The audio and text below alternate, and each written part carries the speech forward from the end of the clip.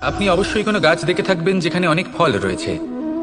সেই গাছের ডালগুলি নিজে থেকেই নত হয়ে যায়। কেন?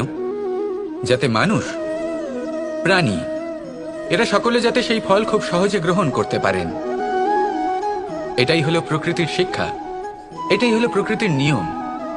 মানুষেরও কিছুটা এরকমই হওয়া উচিত।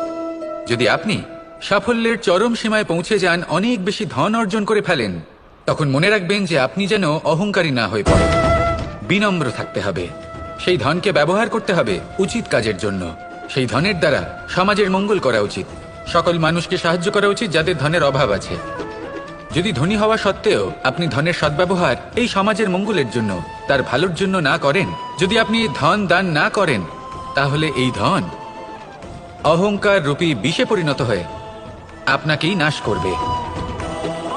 তাই ফলে ভরা গাছের মতো নত হয়ে থাকুন।